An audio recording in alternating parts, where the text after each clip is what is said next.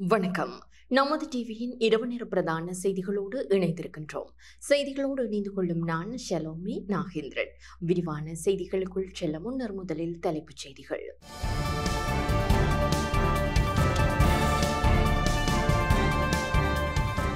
வடக்கு கிழக்கில் இடம்பெயர்ந்த மக்களுக்கு நிரந்தர வீடு, அரசாங்கத்தின் அறிவிப்பு. ஆணையரவு உப்பின் பெயரை மாற்ற அரசாங்கம் ஒப்புதல். நாடு முழுவதும் முப்படைகளை அழைக்க ஜனாதிபதி உத்தரவு. மனைவியின் தலையுடன் போலீசில் சரணடைந்த கணவன், வவுனியாவில் பயங்கரம். கிரீஸில் சக்தி வாய்ந்த நிலநடுக்கம், 14 வயது சிறுமி பலி. தொடர்பான உள்நாட்டு செய்திகள்.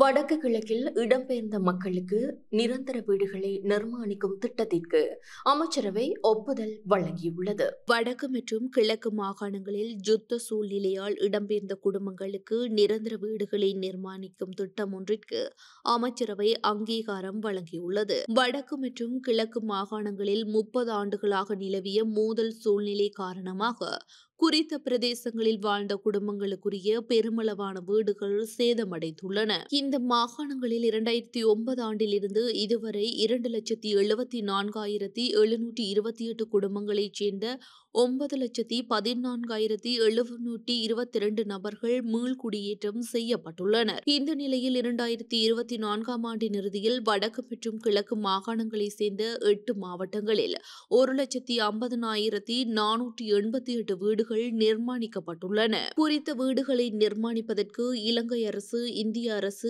அரசு சார்பற்ற அமைப்புகள் மற்றும் சர்வதேச அமைப்புகள் உள்ளிட்ட பிற அமைப்புகள் மூலம் நிதி வழங்கப்படுகிறது. 2009 ஆண்டுக்கு முன்னர் இடம்பெயர்ந்த குடும்பங்களுக்கு வடக்கு மற்றும் கிழக்கு மாகாணங்களில் உள்ள 8 மாவட்டங்களில் மேலும் 16,759 வீடுகள் நிர்மாணிக்கப்பட வேண்டும் என இனங்காணப்பட்டுள்ளது. குறித்த திட்டத்தின் ஆரம்பத்தில் 550 சதுர அடி வீடுகளை அமைப்பதற்காக மதிப்பீடு செய்யப்பட்ட 11 லட்சம் ரூபாய் மற்றும் 340 சதுர அடி வீடுகளை அமைப்பதற்கு 6,50,000 ரூபாய் எனவும் தீர்மானிக்கப்பட்டிருந்தது. இருப்பினும் கட்டிட நிர்மாண மூலப்பொருட்களின் தற்போதைய விலைகளுக்கு அமைய 550 சதுர அடி வீடுகளை அமைப்பதற்காக மதிப்பீடு செய்யப்பட்ட 16 லட்சம் ரூபாய் மற்றும் 340 சதுர அடி வீடுகளை அமைப்பதற்கு 95,000 ரூபாய் எனவும் மதிப்பீடு செய்யப்பட்டுள்ளது.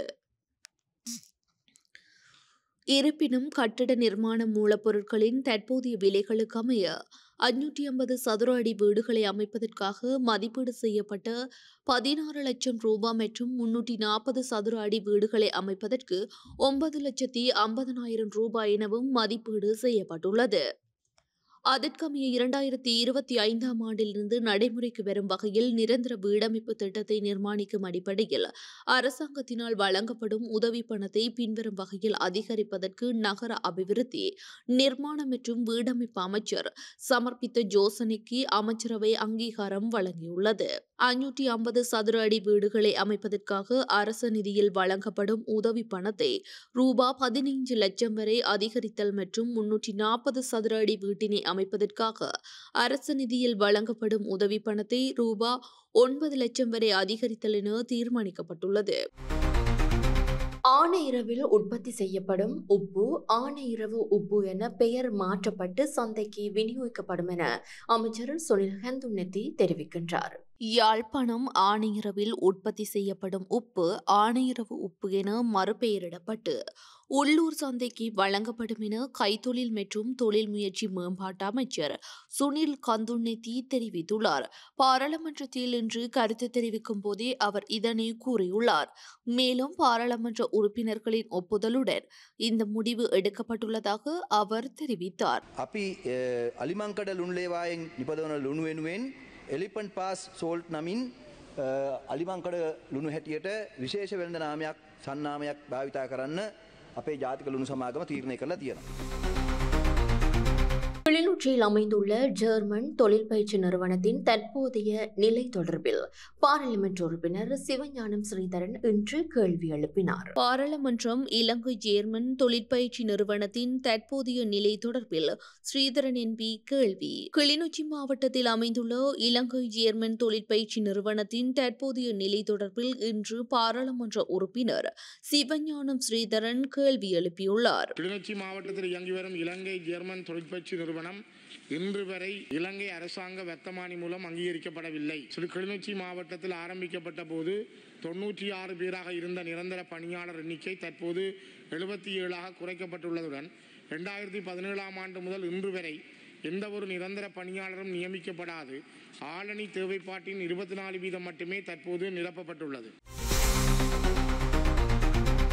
நாடு முழுவதும் முப்படைகளை அழைப்பதற்கு ஜனாதிபதி உத்தரவு பிறப்பித்துள்ளார். பொதுமக்களின் பாதுகாப்பிற்காக நாடு முழுவதும் முப்படைகளை அழைக்க ஜனாதிபதி சிறப்பு உத்தரவை பிறப்பித்துள்ளார்.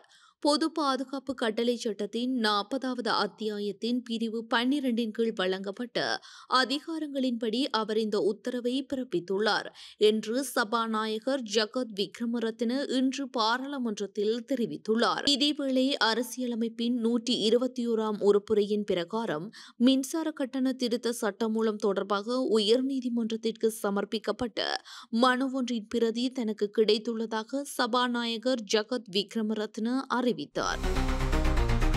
மனைவியின் தலையுடன் போலீசாரிடம் கணவர் சரணடைந்த சம்பவம் வவுனியாவில் பதிவாகியுள்ள நிலையில் பரபரப்பை ஏற்படுத்தியுள்ளது. வவுனியாவில் மனைவியை வெட்டி அவரின் தலையுடன் போலீஸ் நிலையத்தில் கணவன் சரணடைந்த சம்பவம் பெரும் பரபரப்பை ஏற்படுத்தியுள்ளது. 32 வயதான ரஜோட் சுவர்ணலதா என்ற தனது மனைவியை கொலை செய்த நிலையில் அவரின் தலையுடன் குறித்த நபர் போலீசாரிடம் சரணடைந்துள்ளார். புளியங்குளம் நொச்சிக்குளம் அனந்தர் புளியங்குளம் பகுதியைச் சேர்ந்த ஆரம்ப பிரிவு பாடசாலை ஆசிரியை ஒருவரே இவ்வாறு கொலை செய்யப்பட்டுள்ளார். இன்று காலை புளியங்குளம் போலீஸ் நிலையத்திற்கு மோட்டார் சைக்கிளில் சென்ற இளம் குடும்பஸ்தர் ஒரு கையில் இருந்த பொலித்தீன் பையினுள் தனது மனைவியின் தலை இருப்பதாகவும் அவரை கொலை செய்து உடலை காட்டுப்பகுதியில் எறிந்துள்ளதாகவும் தெரிவித்துள்ளார். அதிர்ச்சியடைந்த போலீசார் குறித்த நபரை உடனடியாக கைது செய்தனர். அவரிடம் மேற்கொள்ளப்பட்ட விசாரணையின் அடிப்படையில் உயிரிழந்த பெண்ணின் உடல் சின்ன பூவரசங்குளத்திற்கு அருகில் அமைந்துள்ள காட்டு பகுதியில் இருந்து மீட்கப்பட்டுள்ளது. கணவன் மனைவி இருவருக்கும் இடையில் நீண்ட காலமாக குடும்ப தகராறு இருந்துள்ளதாக தெரிவிக்கப்படுகின்றது. இந்த நிலையில் இன்று காலை நொச்சிக்குளம் பகுதியில் இருந்து கணவனும் மனைவியும் ஒரு மோட்டார் சைக்கிளில் புளியங்குளம் நோக்கி சென்றுள்ளனர். இதன்போதே சின்ன பூவரசங்குளத்திற்கு அண்மித்த காட்டுப்பகுதியில் குறித்த கொலை சம்பவம் இடம்பெற்றுள்ளதாக தெரிவிக்கப்படுகின்றது. சம்பவத்தில் யாழ்ப்பாணத்தை சேர்ந்த சுகிர்தரன் என்ற குடும்பஸ்தரே கொலையை செய்ததாக தெரிவித்து போலீஸ் நிலையத்தில் சரணடைந்துள்ளார். சம்பவம் தொடர்பாக புளியங்குளம் போலீசார் விசாரணைகளை முன்வெடுத்துள்ளனர். துசித ஹல்லொழுவவின் வாகனம் மீதான துப்பாக்கிச்சூடு தொடர்பில் மேலும் 2 பேர் கைது செய்யப்பட்டுள்ளனர். தேசிய லொத்தர் சபையின் முன்னாள் பணிப்பாளர் துசித கல்லோலுவின் வாகனம் மீது துப்பாக்கி சூடு நடத்திய சம்பவம் தொடர்பில் மேலும் 2 சந்தேக நபர்கள் கொழும்பு தெற்கு குற்றப்புலனாய்வு பிரிவால் கைது செய்யப்பட்டுள்ளனர். சந்தேக நபர்கள் இன்று அழுத்கடை நீதவான் நீதிமன்றத்தில் முன்னிலைப்படுத்தப்படவுள்ளனர். கனேமுல்ல மற்றும் கிரியுள்ள பகுதிகளைச் சேர்ந்த 27 மற்றும் 37 வயதுடைய இருவரே கைது செய்யப்பட்டதாக போலீசார் தெரிவித்துள்ளனர். கடந்த 17ஆம் திகதி நாரகேன்பட்டி சுற்றுவட்ட வீதியில் உள்ள தனியார் வைத்தியசாலைக்கு அருகில் துசித கல்லேலுவ பயணித்த ஜீப் வாகனம் மீது துப்பாக்கி சூடு நடத்தப்பட்டது. இதன்போது கல்லேலுவ மற்றும் அவரது சட்டத்தரணி தினேஷ் தொடங்கொடவும் வாகனத்தில் பயணித்திருந்தார். மோட்டார் சைக்கிளில் வருகை தந்த 2 அடையாளம் தெரியாத நபர்கள் ஜீப் வாகனத்தை வழிமறித்து துப்பாக்கி சூடு நடத்தியுள்ளதாக தெரிவிக்கப்படுகிறது. இரத்த பரிசோதனைக்காக அதிக பணம் அறவிட்ட மருந்தகத்திற்கு 5 லட்சம் ரூபாய் அபராதம் விதிக்கப்பட்டுள்ளது. டெங்கு மற்றும் ஏனைய நோய் தொடர்பான பரிசோதனைகளுக்காக தற்போது அறவிடப்படும் கட்டணத்தை விட அதிக தொகையினை அறவிடும் மருந்தகங்களுக்கு எதிராக கடுமையான நடவடிக்கை எடுக்கப்படும் என நுகர்வோர் விவகார அதிகார சபையினர் தெரிவித்துள்ளனர். தற்போது இந்த பரிசோதனைகளுக்காக நிர்ணயிக்கப்பட்டுள்ள கட்டணத்தை விட அதிக கட்டணம் கோரப்படுவதாக தமக்கு தகவல் கிடைத்துள்ளதாக அந்த சபை குறிப்பிட்டுள்ளது. செய்யப்பட்டுள்ளது. அதன்படி இரத்த பரிசோதனைக்காக 400 ரூபாய் நிர்ணயிக்கப்பட்டுள்ளது. டெங்கு நோய் குறித்த பரிசோதனைக்காக 1200 ரூபாய் நிர்ணயிக்கப்பட்டுள்ளது. இந்த நிலையில் மல்வானி பகுதியில் இயங்கும் மருந்தகம் ஒன்றில் இரத்த பரிசோதனைக்காக அதிகளவான கட்டணம் வசூலிக்கப்பட்ட நிலையில் அதற்கெதிராக சட்ட நடவடிக்கை எடுக்கப்பட்டுள்ளது. குறித்த மருந்தகத்திற்கு 5 லட்சம் ரூபாய் அபராதம் விதிக்கப்பட்டுள்ளதாக நுகர்வோர் விவகார அதிகார சபை தெரிவித்துள்ளது. சுன்னாகம் போலீசாரினால் 20 பேர் கைது செய்யப்பட்டுள்ளனர். சுன்னாகம் போலீசாரின் விசேட நடவடிக்கையில் 20 பேர் கைது செய்யப்பட்டுள்ளனர். சுன்னாக போலீஸ் நிலைய பொறுப்பதிகாரியின் தலைமையில் போலீசார் மேற்கொண்ட விசேட நடவடிக்கையில் போலீஸ் பிரிவுக்குட்பட்ட பகுதிகளில் குற்ற செயல்களுடன் தொடர்புபட்டவர்கள், பிடியாணை பிறப்பிக்கப்பட்டவர்கள், போதைப் பொருட்களை உடைமையில் வைத்திருந்தவர்கள் என 20 பேர் கைது செய்யப்பட்டுள்ளனர். கைது செய்யப்பட்டவர்களை சுன்னாக போலீஸ் நிலையத்தில் தடுத்து வைத்து விசாரணைகளை முன்னெடுத்துள்ள போலீசார் மல்லாகம் நீதிவான் நீதிமன்றத்தில் முற்படுத்துவதற்குரிய நடவடிக்கைகள் மேற்கொண்டுள்ளனர். ஹட்டன் பஸ் நிலையத்திலிருந்து பயணிக்கும் 34 பஸ்களுக்கு தடை விதிக்கப்பட்டுள்ளது. ஹட்டன் பஸ் நிலையத்திலிருந்து பயணிக்கும் 34 பஸ்கள் போக்குவரத்து சேவையினை முன்னெடுப்பதற்கு நுவரெலியா மாவட்ட தலைமை மோட்டார் வாகன பரிசோதகர் தடை விதித்துள்ளார். மோட்டார் வாகன பரிசோதகர்கள் மற்றும் ஹட்டன் தலைமையக போலீசார் இணைந்து நடத்திய சோதனை நடவடிக்கையின் போது இவ்வாறு தடை விதிக்கப்பட்டுள்ளது. 45 பஸ்கள் சோதனைக்குட்படுத்தப்பட்ட நிலையில் இலங்கை போக்குவரத்து சபைக்கு சொந்தமான 15 பஸ்களும் 19 தனியார் பஸ்களும் போக்குவரத்து சேவையினை முன்னெடுப்பதற்கு தடை விதிக்கப்பட்டுள்ளது. பஸ்களில் பயணிகளுக்கு ஏற்படும் சிரமம் மற்றும் வேகம் உள்ளிட்ட பல்வேறு விடயங்களை கருத்தில் கொண்டு தடை உத்தரவு பிறப்பிக்கப்பட்டுள்ளது. அதன்படி சம்பந்தப்பட்ட பஸ்களில் உள்ள குறைபாடுகளை 1 மாதத்திற்குள் நிவர்த்தி செய்யுமாறு மோட்டார் வாகன போக்குவரத்து திணைக்களம் தெரிவித்துள்ளது. அவ்வாறில்லாத நிலையில் குறித்த பஸ்களுக்கு எதிராக வழக்கு தொடர்வதற்கும் மோட்டார் வாகன போக்குவரத்து திணைக்களம் தீர்மானித்துள்ளது.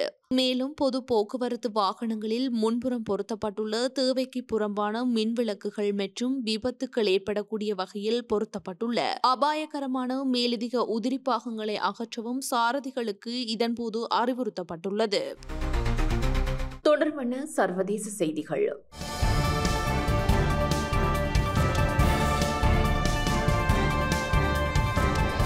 சிந்து நதிநீர் ஒப்பந்தத்தை இந்தியா நிறுத்தி வைத்துள்ள நிலையில் பாகிஸ்தான் கடும் சிரமங்களை எதிர்கொள்கின்றது. பகல்காம் தீவிரவாத தாக்குதலை தொடர்ந்து சிந்து நதி நீர் ஒப்பந்தத்தை இந்தியா நிறுத்தி வைத்ததால் பாகிஸ்தான் கடுமையான சிரமங்களை எதிர்கொள்கிறது. கடந்த வருடத்துடன் ஒப்பிடுகையில் இந்த வருடம் சிந்து நதி நீர் அமைப்பில் கிடைக்கும் நீரின் சதவீதம் 10.3% குறைந்துள்ளதாக பாகிஸ்தான் தெரிவித்துள்ளது. தென்மேற்கு பருவமழைக்கு இன்னும் 4 வாரங்கள் இருப்பதால் வரும் நாட்களில் நிலைமை மோசமடைய வாய்ப்புள்ளதெனவும் கூறப்படுகிறது. கிரீஸில் இன்று ஏற்பட்ட நிலநடுக்கத்தில் சிக்கி 14 வயது சிறுமி உயிரிழந்தார். கிரீஸின் டோடெக்கனிஸ் தீவுகள் பகுதியில் இன்று டிச்சர் அளவுகோலில் 6.2 அளவு கொண்ட சக்தி வாய்ந்த நிலநடுக்கம் ஏற்பட்டுள்ளது. இந்த நிலநடுக்கம் துருக்கியின் எல்லைப் பகுதியை ஒட்டிய பகுதியில் மத்திய தரைக்கடலில் மையம் கொண்டிருந்தது. இந்நிலநடுக்கத்தினால் 14 வயது சிறுமி ஒருவர் உயிரிழந்துள்ளதோடு மேலும் 69 பேர் காயமடைந்துள்ளதாக துருக்கிய ஊடகங்கள் செய்தி வெளியிட்டுள்ளன.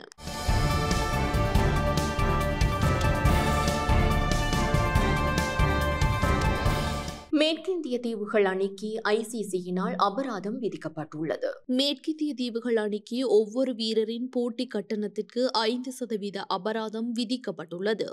இங்கிலாந்து மேற்கிந்திய தீவுகள் அணிகளுக்கிடையில் பேர்மிங்காமில் நடைபெற்ற முதல் ஒருநாள் போட்டியில் மெதுவான ஓவர் வீசிய குற்றச்சாட்டிலே இவ்வாறு அபராதம் விதிக்கப்பட்டது. இதற்கிணங்க மேற்கிந்திய தீவுகள் அணியின் தலைவர் சாய் கோப் குற்றத்திற்கான தண்டனையை ஏற்றுக்கொண்டமை குறிப்பிடத்தக்கது. இத்துடன் நமது டிவியின் அனைத்து பிரதான செய்திகளும் நிறைவு பெறுகின்றன. எமது அடுத்த பிரதான செய்திகளை நாளை எதிர்பாருங்கள். மேலதிக செய்திகளை அறிந்து கொள்ள நமது LK.com எனும் எமது இணையதளத்திற்குள் பிரவேசியுங்கள். அத்துடன் நமது டிவி யூடியூப் தளத்தினையும் சப்ஸ்கிரைப் செய்யுங்கள். வணக்கம்.